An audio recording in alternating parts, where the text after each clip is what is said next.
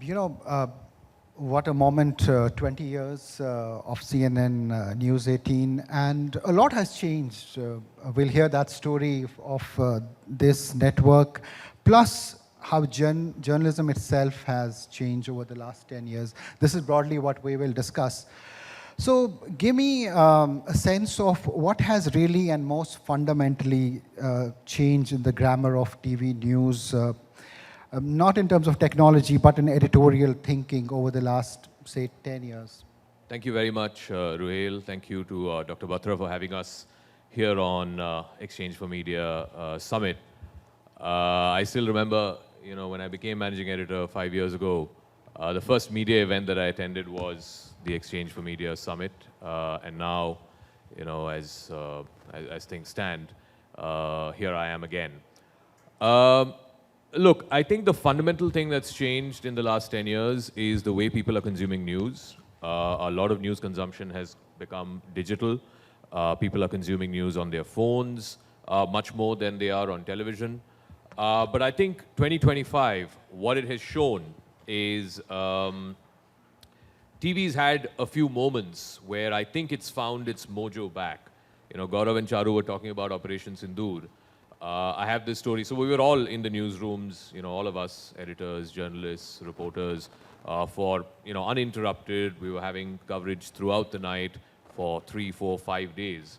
One of the things that I realized almost a week later, or a couple of weeks later, I went to my daughter's school. We had a parents-teachers meeting. And a lot of parents who are, peers, their sons and daughters are in my daughter's class.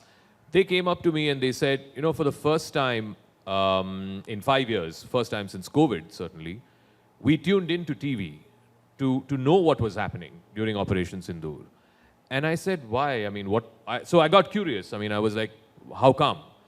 So part of the reason was what Gaurav and Charu referred to earlier about all of this misinformation and disinformation. And there was a lot that was happening during those 4 or 5 days. And a lot of that was happening on social media. But there are real life consequences to this. So, for example, in my housing society, I realized much later that there were a lot of people who had relatives in Punjab, in Himachal Pradesh, and many of them, because these drone swarms were coming, many of them decided to just, drive down from, the airspace was closed, obviously, so they couldn't take flights. They just decided to drive down from, Amritsar and Jalandhar, further up down to Gurgaon. Some people came to Noida, because there was this sort of panic that had set in. And the panic, I'm saying this with a great degree of responsibility, was fueled by social media. So the only refuge that people had, frankly, was to turn to traditional media, to turn to television and actually say, did this actually happen? Did F-16s actually come down? Did the drones actually hit Amritsar? Or did Karachi get attacked? Ultimately, you had to turn to established forms of media because we have costs to pay. If I put up a wrong story and that has real-world consequences, people can take an editor to court, right? There are multiple cases that editors face almost on a daily basis for wrong information or for real-world consequences. So I think TV's had a few moments where I believe people in this 2025 have come back to TV to actually, look at, is it true what is happening? Give us the real credible information. The other instance was when the Air India crash happened, right? It was a big story. Something like this had not happened ever, right? At least in the last 20, 30 years. So people were coming back to TV and saying, what happened? How did it happen? And they were going back to these trusted sources of media, trusted forms of media, not believing everything that comes up on social media. You have to understand social media, there are vested interests. Gaurav mentioned about, enemy countries, arms lobbies. I would even say, disinformation lobbies, people who are paid to spread disinformation. And I think people are beginning, the Aam Janta is beginning to realize that a lot of these bots and a lot of these, paid Twitter handles and so on are actively doing this at the behest of someone to actively peddle through disinformation. And I think the only sort of relief or the only alternative to that is credible sources, credible platforms of media like CNN News 18. And I think so 2025 in that sense, to me, has helped television find some of its mojo back, has helped viewers come back to television and help us understand and help the viewers understand the very rationale for why TV exists. Let's take an example of your newsroom. How do you balance the pressure to be first with the responsibility to be right? Look, Rohil, I know when I say this, you might say I'm lying or I'm kidding. There is no pressure to be first. Let's be very clear. We are a news channel that's been there for the last 20 years, right? Obviously, we cannot and we couldn't have broken every story first. That is not the game that we are in. The game that we are in is, if any story breaks, a big story breaks, we want people to come to CNN News 18. If it's on CNN News 18, then it is true. Then it is something that we believe. Ultimately, there's only one currency that we as media professionals have, and that is credibility. So, yes, we want to break stuff first, but we've also realized that, in this long arc of 20 years, you can't break every story first. That's not the game that TV should be in. What TV should be doing and what we do on a daily basis in CNN News 18 is making sure that whatever we break is with a degree of responsibility. We know it has happened. We've confirmed from multiple sources it has happened. And then we try to explain it to viewers as best as we can why this story matters in your life. So I think TV should, frankly, if you ask me if there is an antidote to all the problems that television is facing today, this crisis of credibility, is to stop, or frankly just come to the realization you cannot break every story first. You cannot. It's simply not possible. So the idea then is, then your yardstick differs, your benchmarks differ, what you're chasing differs. I think that's something that we've been practicing actively at CNN News 18, and I frankly hope a lot of TV channels, publications sort of come around to that view. Over the past, say, few years, we have seen the rise of, opinions on television and shrinking of news. Do you think this line between reporting and opinion has become harder to protect on TV? Just 1 second. Yeah.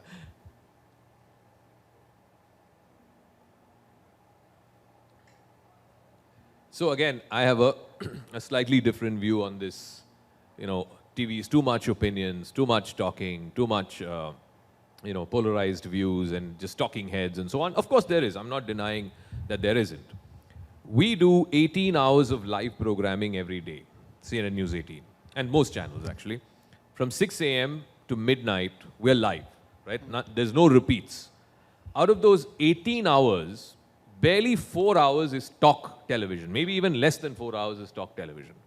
The remaining 11, 12 hours is basically on-field ground reporting. That's what we do, morning, noon, and night. Yes, in prime time, there's a bunch of talk shows. But I don't think it's fair to judge TV by just what, prime time anchors do, in fact, despite the fact that I am one of them. But I think what we've also consciously done, certainly I have done, and a lot of my colleagues at our channel have done, is, yes, you should have opinions, you should have, debates, you should have back and forth. No, nothing wrong with that. You should attempt to put all sides of opinion, all shades of opinion out there and let the people decide. But I think we're also consciously trying to move away from this debate format and look at, explaining stories. And frankly, I think it's a great time right now for any news channel or news handle, whether it's on YouTube or other social media, to explain the stories of the world to Indians and explain India's stories to the world. I think that's what frankly we should be doing. And on this talk TV business, look, it's a format that got started 15 years ago. I think, some shades of it will continue. But to say that, TV is all of just talk and polarization and debates and talking heads, it's a few hours in a day. The rest of the hours in the day is all, on-field reporting. People are reporting from the ground. There isn't, talking heads from 6 a.m. till maybe 6 p.m. From 6 p.m. till about 10 p.m. you might have a few talking head shows, but I don't think it's a fair descriptor or a fair charge that TV is full of talking heads and full of polarization. As CNN News 18 marks 20 years, what are the factors, in your opinion, that have kept the brand so steady? I'm so sorry. That have kept the brand so steady and so strong over the years? Look, it has to boil down to, do I trust this entity? Do I trust this platform? Do I trust the people who are giving me information on this platform? And I think that trust with the viewer is the only currency we have. If we don't have that trust, or if that trust is broken, then frankly, what else are we plying our wares with, right? So I think the reason why CNN News 18 has remained, the channel of choice really for Indians in the last 20 years, and for the last 5 years that I've been overseeing the affairs of the channel, one good thing for us, and touch wood, I hope this continues well into the future, is that the channel of choice, the channel of trust, the channel of credibility has also become the most watched for the last four years that I've been looking at things there. And I think, to my mind, that's a great testimony that people are willing to repose faith in you because of your credibility. And as more and more people do that, more and more people start watching you on a regular basis. So I think that, to my mind, is the greatest sort of repository that our viewers have given us. They have given us their trust, and it is upon us, day after day, night after night, to cherish and upkeep that trust and not break it. So tell me, what are the biggest challenges facing today's TV journalism? What are the big ones? Look, Ruhil, everybody knows this. I mean, look, I think at the end of the day, there are two big challenges as I see it. I'll talk about the editorial challenge. The editorial challenge is to make sure that all shades of opinion or all points of view are put out there. I'm not against anchors having an opinion on a particular topic. Let's say again on Operation Sindoor. You have your view, that's fine. The problem is imposing that on everybody else, right? Or on the tariffs, for example. You have a certain view. You don't need to impose that on everyone. I think a good editor, a good journalist allows different shades of opinion to sort of present itself. He or she moderates it. And then ultimately, I believe, and this is my 23rd year in the profession, I believe the Indian viewer is so smart, so sharp, you don't have to spoon feed him or her. They will make up their own mind and decide where they stand on any of these issues. So I think it's a futile exercise for editors, anchors, journalists to be drumming down their view to the viewers. One of the reasons why I think, in the last 4 or 5 years, certainly post-COVID, with the rise of this Instagram generation and YouTube generation, one of the reasons why people have Gen Z, everybody is chasing Gen Z, right? One of the reasons why they have sort of tuned out is because they feel like you're lecturing us too much. Nobody wants to be lectured to. Yes, we're curious. We want to know what's happening in the world. We want to know why it affects our lives and how it affects our lives. So tell us that. Tell us the pros, the cons, all of it. And allow us to make up our mind on issues. And I think we should give that much credit to the Indian viewer that he or she is smart enough to form their own opinions without anchors and journalists having to, lecture them and hector them.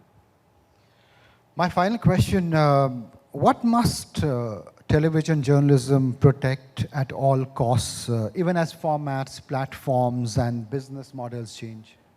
Yeah, obviously, look, formats have changed, will continue to change. Like I said, 10 years ago, I think there was a lot more, as you said, debates and so on. I think there's a lot less now.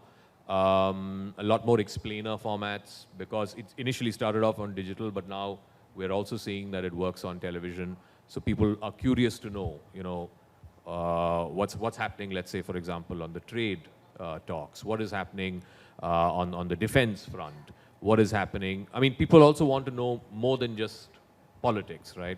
What are happening to my taxes? You know, what's happening with the budget? So there's a lot of curiosity for credible explainers, credible faces and journalists to tell stories that matter to viewers. So yes, a lot of formats are getting changed, and I think that's a good thing. Revenue models are getting changed. I can just spend 30 seconds explaining that. You know, earlier television used to have a mix of subscription plus advertising. Now, you know, it's largely, over the last 5-10 years, it's largely been driven by advertising. But I think as advertising sort of revenues start to contract on traditional platforms, it's being consumed. The same news is being consumed on different platforms, and some of those alternate platforms are now becoming very active revenue streams for us. On CNN-News18, for example, YouTube is a big platform, a big sort of revenue arm for us. So I think, you know, you will have this as people's choices evolve, as storytelling formats evolve, as platforms where people are consuming this evolves. A lot of these changes will happen. But I believe ultimately one thing will always prevail, and that is people want to know what is happening around them, why that matters to them, and they want to listen to it from people that they trust and people that they are ready to believe. I think that will not change. No matter what formats change or advertising models change, ultimately it boils down to, are you telling me stuff which is happening around me, which is important to my life, and breaking it down for me as to why I should pay attention. At the end of the day, I mean, people talk about the attention economy now, but we've been in the attention economy for the last 20 years. At the end of the day, we are trying to get people's attention for important stuff that's happening around them and why they should be paying attention to it. While we're at this platform where TV news is celebrated, a quick 30-second, your thoughts on the future of TV news, especially for those who say that it's done and dusted and, you know, people don't really watch it. Your 30-second response to that. Very quickly, TV will always be alive. If anyone thinks that TV is dead, TV mar gaya, I think one of Alokji was saying, you know, people say ki TV mar gaya. Just look at the consumption of or the sale of connected TV sets. It is huge. It's gone through the roof. People are consuming on television. And like I said, 2025, to my mind, was a big example of why people are returning to television. Because when big events happen, Operation Sindoor happens, the Air India crash happens, even the blast that happened outside the Red Fort in Delhi, when big news events happen, people are ultimately coming back, tuning back to TV just to know, okay, tell me from a credible platform, has this happened, what has happened, and why is it important? They are not going to social... Maybe social media is still their first port of call, but they're not believing everything that they're seeing on social media. Therefore, they want a fact check, they want a source that is credible, a source that they believe in, and therefore they are returning to television. I definitely don't think television is breathing its last. It's very much alive and kicking and thriving. Thank you so much, Zaka, for reassuring that. And of course, we see that happening on ground. And it's always a pleasure talking to you. And yes, thanks again for joining us.